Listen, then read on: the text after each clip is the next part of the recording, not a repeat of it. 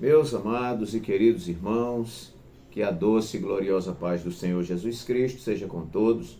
Nós estamos de volta para mais uma aula de Escola Bíblica Complementar, esta aula que tem o compromisso de estar firmada, alicerçada na poderosa Palavra de Deus.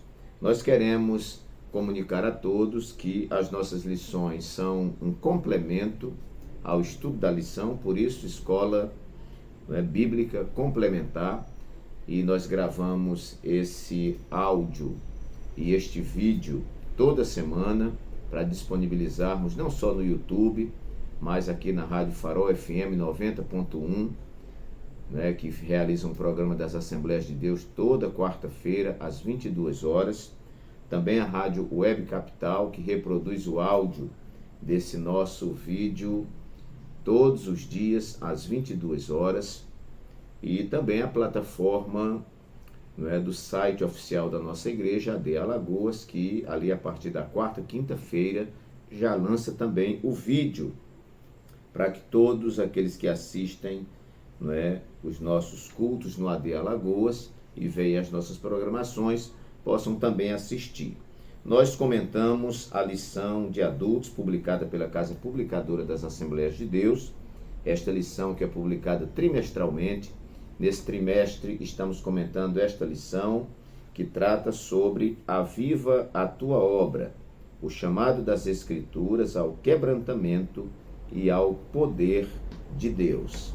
Já estudamos algumas lições ao longo desse trimestre, queremos mencionar aqui algumas e dizer a todos vocês que na playlist do nosso canal, todas essas lições estão comentadas. Nós já vimos a lição número 1, que foi o avivamento espiritual, lição número 2, o avivamento no Antigo Testamento, lição número 3, o avivamento no Novo Testamento, vale a pena conferir, lição número 4, o ministério avivado de Jesus, lição número 5, o avivamento na vida da igreja, lição número 6, o avivamento no ministério de Pedro, lição número 7, Estevão, um Marte avivado, lição número 8, o avivamento espiritual no mundo, e agora lição número 9, para 26 de fevereiro de 2023, o avivamento pentecostal no Brasil. Se você ainda não é inscrito no nosso canal, eu recomendo que você se inscreva.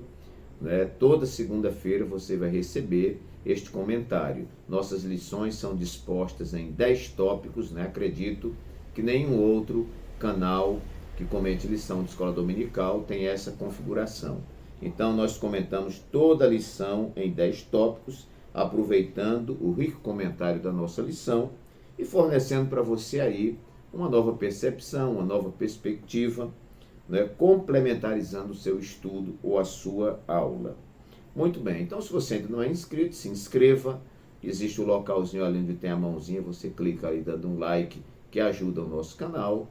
Também você pode fazer o seu comentário dentro deste canal e também compartilhar com as diversas pessoas. Eu recomendo a você que nos assiste pelo rádio, pela Web Capital, ou até mesmo pela plataforma da nossa igreja, no site oficial, você procure o nosso canal no YouTube e se inscreva ali. Há pessoas que apenas aguardam a gente repassar o vídeo, mas é importante que você se inscreva, porque você vai colaborar com este canal que vai certamente abençoar muitas vidas, ok? Então, amados irmãos, nossa lição de hoje, lição número 9 para 26 de fevereiro de 2023, o avivamento pentecostal no Brasil. O texto áureo nos diz assim: e os que ouviram foram batizados em nome do Senhor Jesus, e impondo-lhes Paulo as mãos, veio sobre eles o Espírito Santo, e falavam línguas e profetizavam. Atos dos Apóstolos, capítulo 19, versículos 5 e 6. A verdade prática nos diz: Deus derramou o grande avivamento pentecostal no Brasil. Ele pode avivar mais uma vez o seu povo. Amém. Leitura bíblica em classe, Atos dos Apóstolos, capítulo 19, versículos de 1 a 7, que passaremos a ler. E sucedeu que, enquanto Apolo estava em Corinto, Paulo, tendo passado por todas as regiões superiores, chegou a Éfeso, e achando ali alguns discípulos, disse-lhes: recebestes vós já o Espírito Santo quando crestes? E eles disseram-lhe: nós nem ainda ouvimos que haja Espírito Santo. Perguntou-lhes então: em que sois batizados então? E eles disseram: no batismo de João.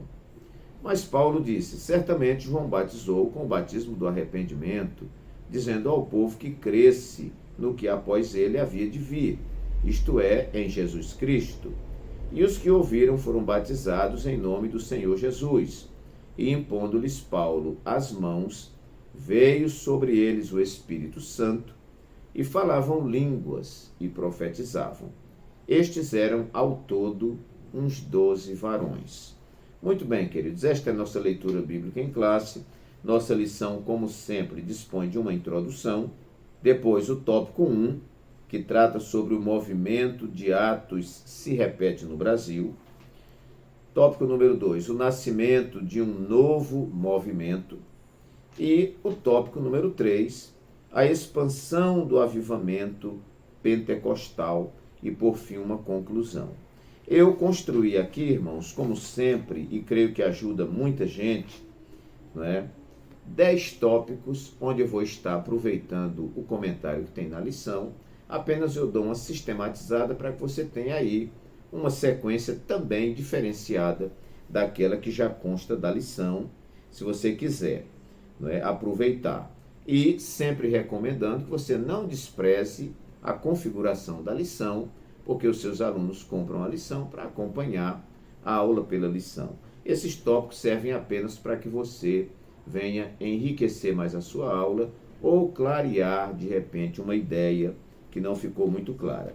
Vou, então, disponibilizar para vocês 10 tópicos que você pode ir parando aí o vídeo, quem está assistindo pelo vídeo, não é? E ir anotando. Quem está pelo rádio vai ter que ter um pouquinho de rapidez, porque não tem como você parar. Ok? Então, em primeiro lugar, eu anotei aqui, uma experiência após conversão.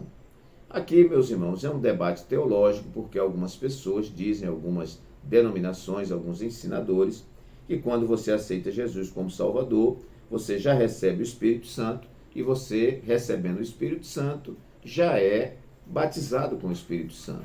E nós, pentecostais, entendemos diferente, que a experiência da conversão é uma coisa, e quando você se converte, você já recebe o Espírito Santo, mas para nós o batismo com o Espírito Santo é um revestimento de poder, um transbordamento do poder do Espírito na vida desse cristão. Então, para nós, aceitar Jesus como Salvador, se arrepender dos seus pecados, se converter, ser batizado nas águas é uma coisa. Ser batizado com o Espírito Santo é uma outra experiência, que pode, inclusive, acontecer antes do batismo nas águas, pode acontecer durante o batismo nas águas. Ok? Nós vamos ver isso no nosso texto áureo, que diz assim: e os que ouviram foram batizados em nome do Senhor Jesus, e impondo-lhes Paulo as mãos, veio sobre eles o Espírito Santo, e falavam línguas e profetizavam. Então os irmãos vão ver que esse texto se refere a esse pequeno grupo, essa pequena congregação de irmãos que estavam em Éfeso. Esse pessoal já tinha conhecido Jesus, já tinham aceitado Jesus como Salvador, já tinham sido batizados nas águas, eles tinham o Espírito Santo? Tinham. Mas Paulo pergunta para eles se eles já receberam o Espírito Santo quando creram. E eles disseram: nós nem ainda ouvimos que haja Espírito Santo. Perguntou-lhes então: em que sois batizados? Eles disseram: no batismo de João. Mas Paulo disse: certamente João batizou com o batismo do arrependimento, mas aquele que havia de vir, Jesus Cristo, não é? Esse batizaria com o Espírito Santo.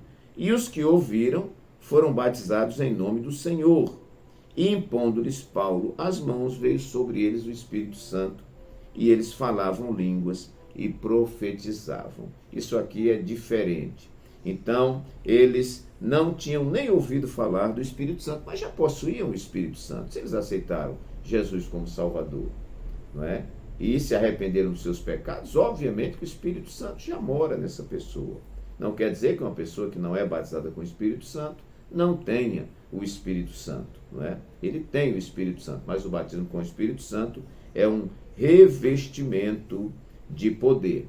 Tanto que no dia de Pentecostes, aquelas pessoas que estavam ali já tinham aceitado Jesus, eram irmãos em Cristo, estavam orando e tudo mais, e sobreveio o derramamento do Espírito Santo sobre eles. Então, nós colocamos aqui no primeiro tópico que uma experiência após a conversão. Não é? Quando se converte, você recebe o Espírito Santo, mas o batismo com o Espírito Santo é uma outra experiência. Tópico 1, subtópicos 1 e 2, nós temos também alguma coisa que comenta sobre isso aí. Nós temos no tópico 1, o movimento de Atos se repete no Brasil. Subtópico 1, Pentecostes entre os salvos. Em Atos 19:2, há uma pergunta do apóstolo Paulo para os discípulos em Éfeso. Qual foi a pergunta? Recebestes vós já o Espírito Santo quando crestes? Essa pergunta também pode ser feita assim: tendo crido, recebestes o Espírito Santo? E também, recebeste já o Espírito Santo depois que crestes? Que é tudo a mesma coisa. As modalidades da mesma pergunta revelam um fato de acordo com o contexto do trecho de Atos. Os discípulos de Éfeso foram batizados em nome do Senhor Jesus, isto é, já tinham a fé salvífica. Em seguida, receberam o batismo no Espírito Santo por imposição das mãos. E uma coisa interessante, irmãos, é que o texto aqui narrado diz que eles receberam, não é? Então foi algo visível, né? E como isso é visível? Porque se expressa, não é, no falar em línguas, que é para nós a evidência inicial daqueles que são batizados com o Espírito Santo. Isso foi percebido, não foi algo abstrato, né? Muito bem. No subtópico 2 fala sobre a plenitude do Espírito Santo. Então, nós vemos aqui que são duas experiências distintas no livro de Atos dos Apóstolos. Primeiro, a experiência de salvação. Segundo, o batismo no Espírito Santo. Em Atos 19, vemos essas duas experiências de maneira muito clara.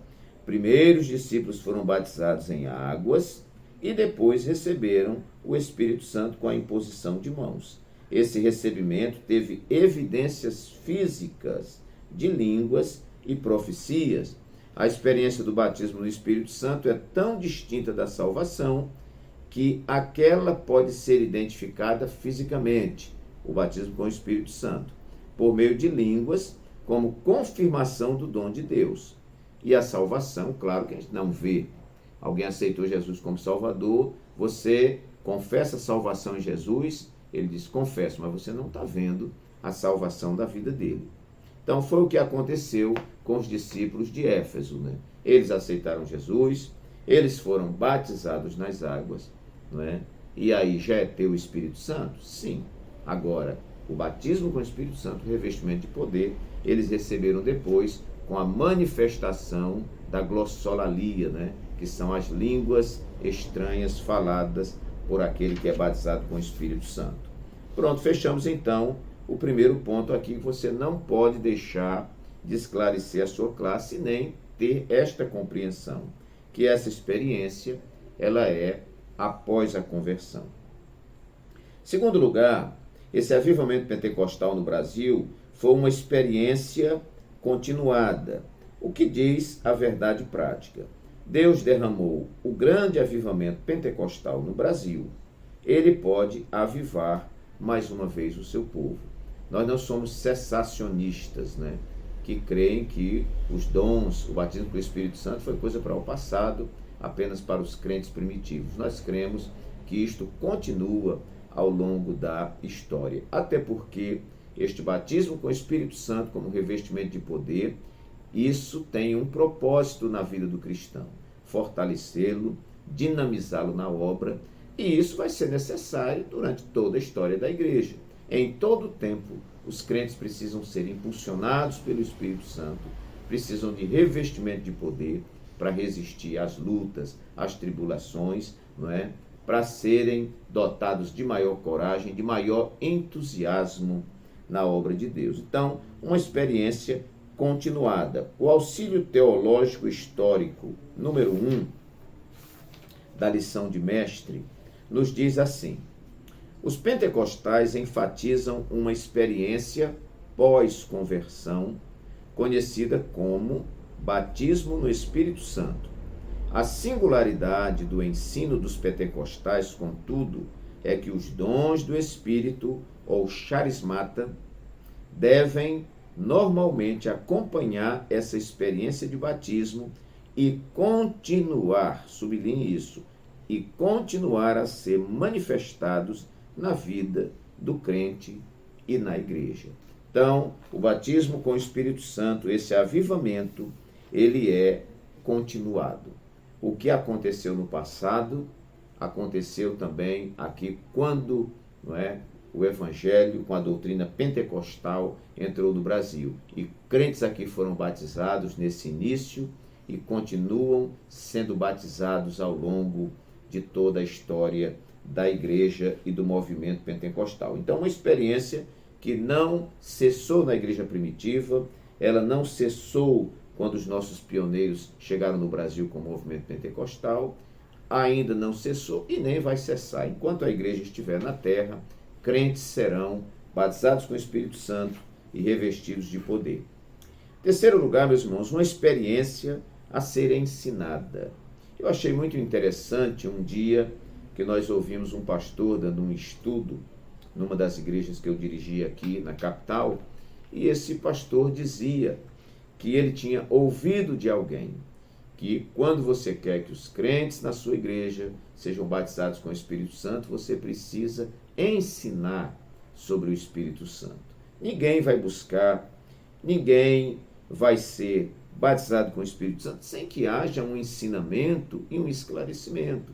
Nós hoje temos muita gente que aceitou Jesus como Salvador, tem sua Bíblia, não é? Vão à igreja, mas infelizmente eles não desfrutam desse ensino de que isto está posto à mesa e que é acessível a qualquer crente. Você, meu irmão, que está me assistindo e que ainda não é batizado com o Espírito Santo, busque intensamente, busque como quem quer receber mesmo. E Jesus vai lhe batizar e você vai desfrutar de uma experiência maravilhosa, que essa experiência nós já falamos em lições passadas, não é algo exclusivista, algo apenas para alguns, ou eu não mereço, só fulano que merece. Não, tudo isto é graça de Deus e está acessível a todos aqueles que querem buscar. Então deve ser ensinado. Veja que Paulo chegou em Éfeso e encontrou um grupo de pessoas dedicadas, não é? Já batizadas, e tinham o Espírito Santo, e nem sabiam que tinham, né?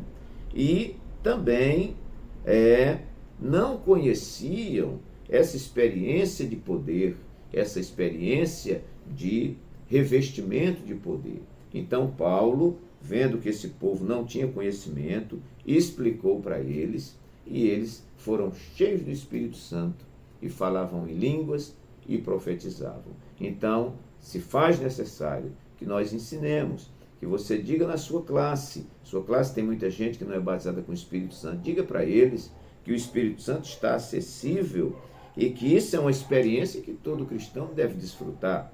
Não é? Então, são tesouros, irmãos, que estão nas Escrituras e que muita gente não desfruta. Por exemplo, eu tenho falado muito na igreja. Olha, irmãos, você que já é batizado com o Espírito Santo, saiba que existem dons espirituais. Existe o dom da palavra da sabedoria, dom da palavra do conhecimento, dom de profecia, dom de variedade de línguas, dom de interpretação das línguas. Existe o dom ou os dons de curar, existe o dom de operação de maravilhas, o dom da fé e o dom de discernimento de espíritos e outros que Paulo não mencionou. Então diga para Deus: Deus, me usa nos dons espirituais, não para minha vaidade, não para a alimentação da minha autoestima, não apenas para o meu autofavorecimento, mas que, tendo esses dons, tendo o batismo com o Espírito Santo, eu seja um instrumento para a glória de Deus. Ok. Quarto lugar, uma experiência que injetou coragem, ousadia. Né? Os irmãos, quem ainda não tem, irmãos da Assembleia de Deus que não tem o Diário do Pioneiro, né? Que é um dos livros, a história de Daniel Berg, a história de Gunnar Wingre, você precisa ter, você que é da Assembleia de Deus, não é? Eu tenho aqui no meio da minha coleção, não é? um compêndio aqui, né? um conjunto de 3 livros que falam desse movimento pentecostal inicial, né? História de Daniel Berg e Gunnar Wingre, né? Tem outro escrito que me fugiu agora o nome, né? São 2 livros, e tem um terceiro de um outro também, precursor desse movimento, que conta as experiências desses homens, né? E que como eles, cheios do Espírito Santo, batizados com o Espírito Santo, eles foram ousados, né, na transmissão da palavra e foram dotados de coragem. No nosso plano de aula tem uma introdução aqui interessante que diz assim: ele o capacitou com a mensagem pentecostal, o equipou com autoridade e o estabeleceu com dons espirituais para que, em meio a perseguições, crescesse exponencialmente. Deus fez uma grande obra em nosso país por meio do avivamento pentecostal. Então isso aqui, meus irmãos, fala, não é, desses homens que vieram para o Brasil, não é, foram batizados com o Espírito Santo, acredito que ainda estavam nos Estados Unidos, né, foram batizados com o Espírito Santo, vieram ao Brasil, trouxeram esse movimento pentecostal para o Brasil, e como essas pessoas, eles, Daniel Berg, Gunnar Wingre, né, e os demais que vieram, e também aqueles crentes primitivos do Brasil foram batizados com o Espírito Santo, como esses homens foram dotados de autoridade, como eu coloquei aqui, né? Houve uma injeção de coragem e de ousadia, que é isso, né? Eu me lembro quando o famoso pregador Jimmy Swaggart pregava, né? E ele dizia que algumas pessoas diziam que essas manifestações no meio dos crentes pentecostais era do diabo. Aí o Jimmy Swaggart dizia assim: então, se isto é do diabo, é uma das coisas boas que o diabo tem feito, porque os crentes batizados com o Espírito Santo, eles têm mais vontade de ler a Bíblia, mais vontade de orar, mais vontade de evangelizar, mais autoridade na pregação, são crentes ousados, são crentes que não medem distância. Então, se isso é do diabo, foi uma das coisas boas que o diabo fez, mas obviamente que não é do diabo, isso é de Deus, e é até perigoso, porque isso pode se constituir uma blasfêmia contra o Espírito Santo. Mas longe disso, essa experiência, não é, que os cristãos no Brasil, do avivamento pentecostal do Brasil, essa experiência injetou coragem e ousadia nesses homens e mulheres de Deus. Vamos então para o nosso 5º tópico, e eu enumero aqui uma experiência perseguida. Meus queridos irmãos, os primeiros cristãos, nós vamos ver no Diário do Pioneiro, esses livros foram publicados no início, ali 1911, por aí, quando esse movimento pentecostal chegou ao Brasil, né? Gunnar Wingre, Daniel Berg, né? Falando aqui, me referindo mais especificamente à Assembleia de Deus, né? E como esses homens foram perseguidos, como os pentecostais foram perseguidos e têm sido perseguidos. Ora, se a experiência pentecostal nos fizesse fazer o mal, mas longe disso, não é? A experiência pentecostal, ela trouxe crescimento para o Evangelho, né? As igrejas pentecostais são igrejas que estão aí cheias, movimentos que crescem no Brasil. Imagine se o Evangelho se limitasse apenas às igrejas tradicionais. Aqui nas Alagoas, eu acredito que as nossas grotas estariam perdidas, porque essas igrejas não vão lá. Infelizmente, com todo respeito a todas essas igrejas, mas não vão lá. Quem vai lá é a Assembleia de Deus. Entra em todas as cidades, em todos os rincões, não é? Em todas as grotas, em todos os lugares, às vezes inacessíveis, né? Nós temos missionários que estão em lugares onde a renda que se tem naquele campo não dá para manter o missionário. É necessário que as igrejas se juntem, tirem ofertas para reforçar o trabalho desses homens. Então, essas igrejas históricas não querem ir para esses lugares, porque ali não consegue manter um pastor, manter uma congregação. Então, essa turma pentecostal, que muitas vezes é criticada e perseguida, é quem tem entrado, né? Agora imagine se a evangelização do Brasil, né, estivesse apenas na mão daqueles que não creem no batismo com o Espírito Santo, como a gente crê. Acredito que nós teremos uma meia dúzia de igrejas aí pelo Brasil, não é? E o povo perecendo e caminhando para o inferno. Eu louvo a Deus pelo pentecostalismo no Brasil, que fez com que esse evangelho se espalhasse para todas as áreas, com crentes cheios do poder de Deus. Uma experiência perseguida.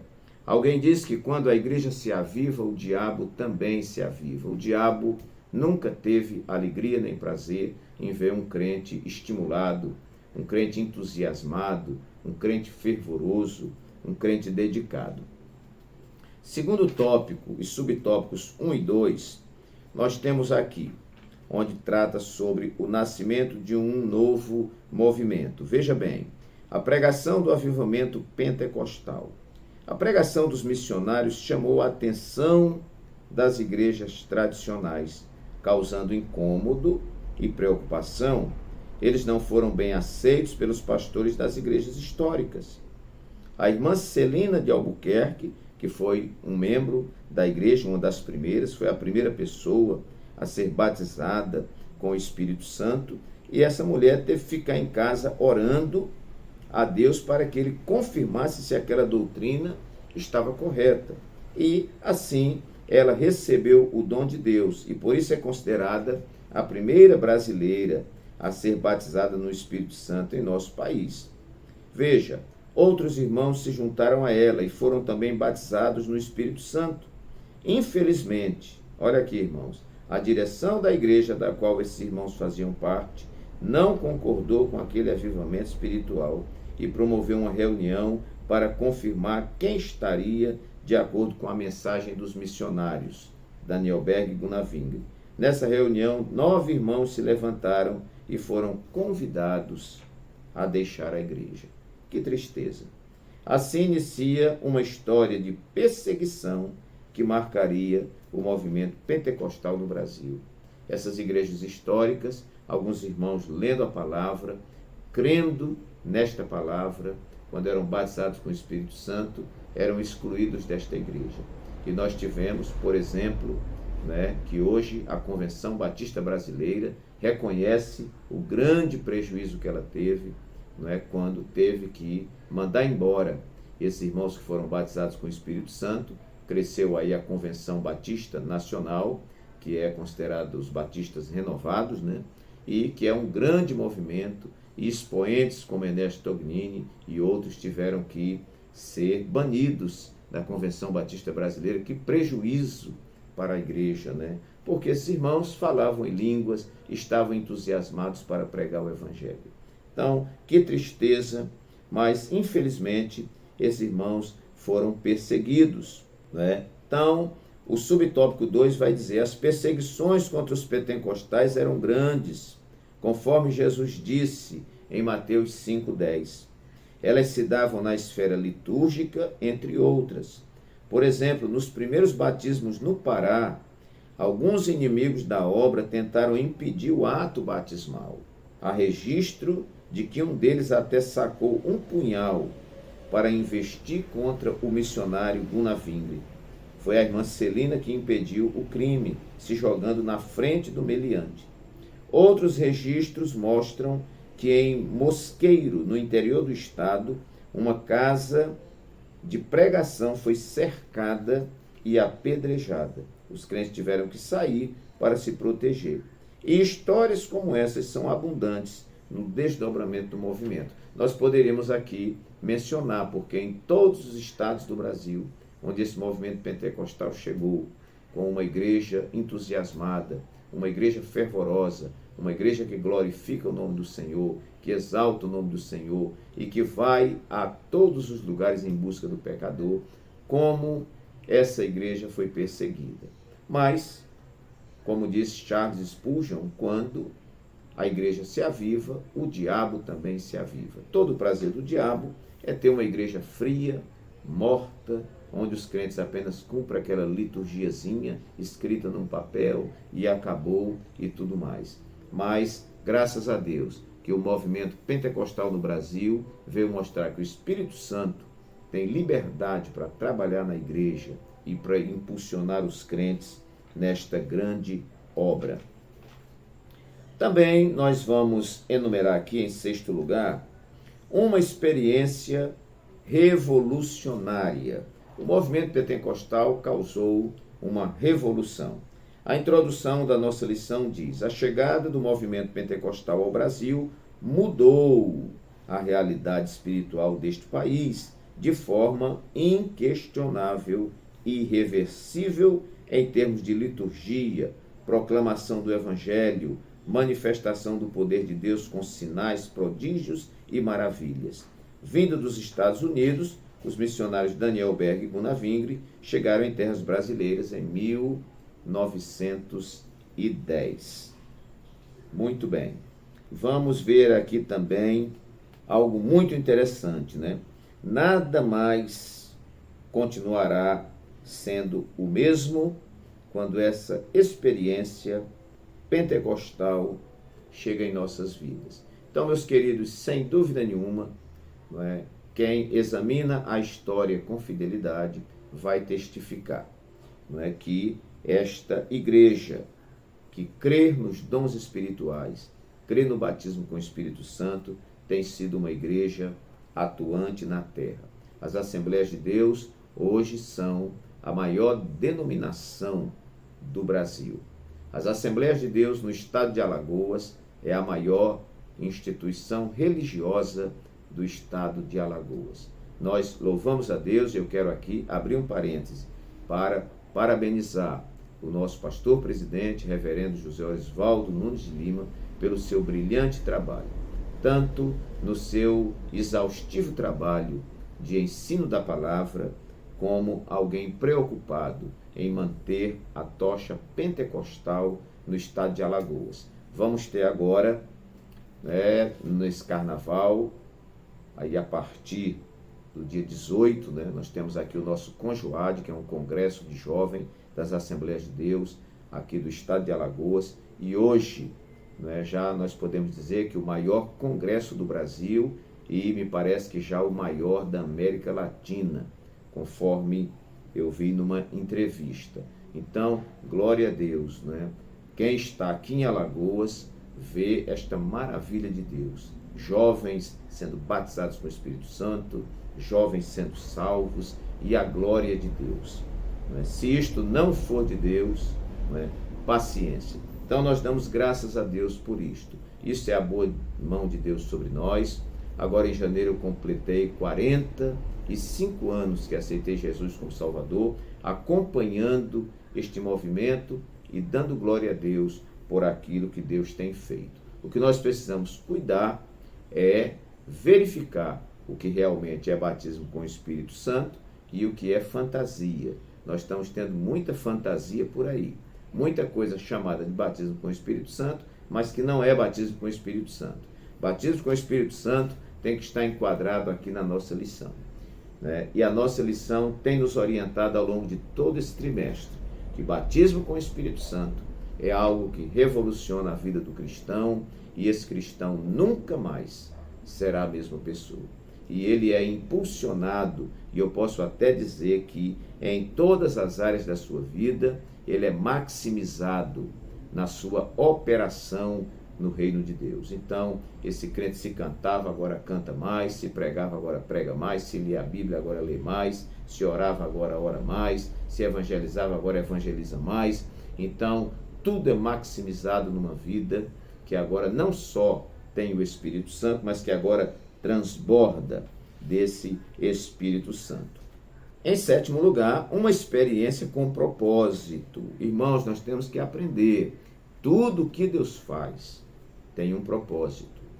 As pessoas que são batizadas com o Espírito Santo, são cheias do Espírito Santo, isso tem um propósito.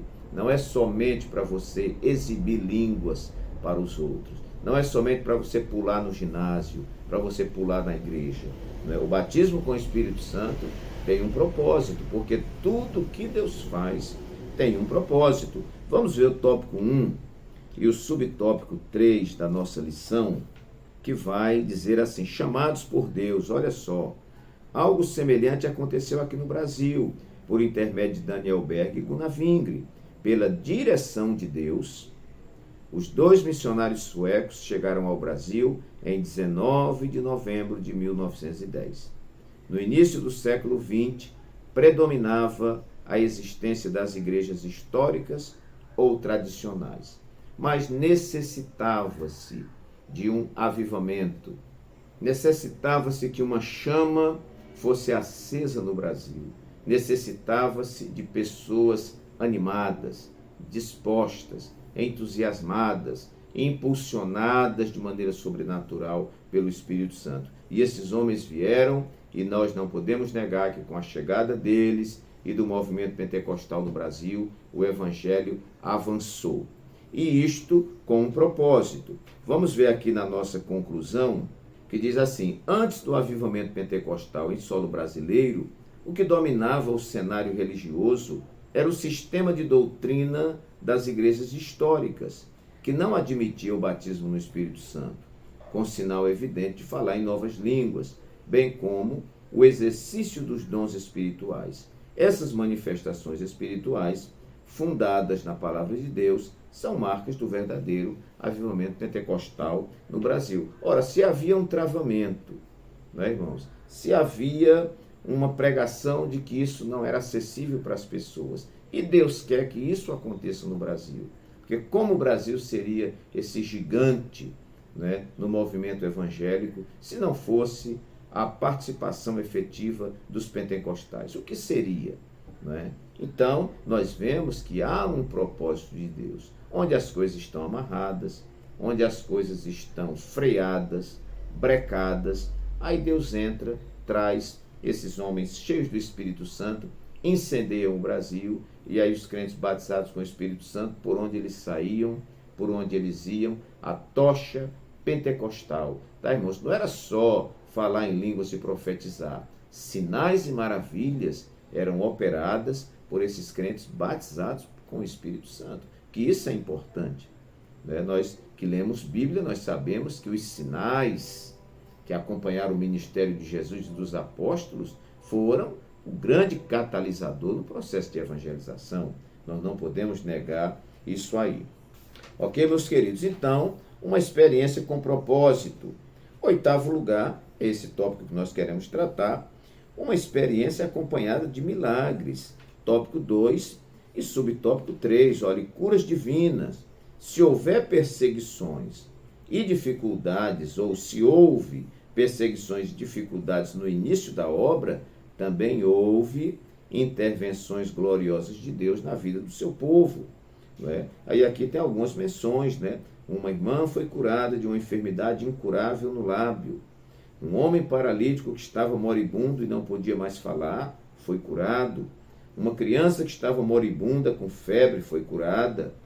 Um homem de idade que sofrera com hérnia por 9 anos foi curado. Um outro homem que havia estado enfermo muitos meses com febre e tinha todo o seu corpo inchado, foi tanto curado como batizado no Espírito Santo. Ele também recebeu o dom de profecia. Um homem que viu seu filho morrer, tomou-o imediatamente nos braços e começou a invocar o nome do Senhor. Imediatamente a criança voltou à vida. A esposa, quando viu o que aconteceu, se entregou ao Senhor. Esses são alguns de muitos sinais poderosos que marcaram o avivamento pentecostal no Brasil.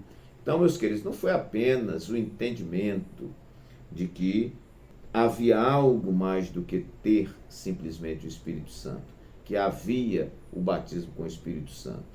Foi muito mais do que apenas quem é batizado com o Espírito Santo fala em línguas. Foi também essa evidência de sinais, houve uma chuva de sinais. E se você ler esses livros dos pioneiros, que a Casa Publicadora das Assembleias de Deus vende, você vai ver, aqui não está relatando quase nada do que aconteceu. Foram muitos sinais, muitas maravilhas, muitas curas, muitos livramentos, que você vai ver como Deus atuou na vida desses seus servos. Então, nós podemos dizer que essa experiência também foi acompanhada de milagres.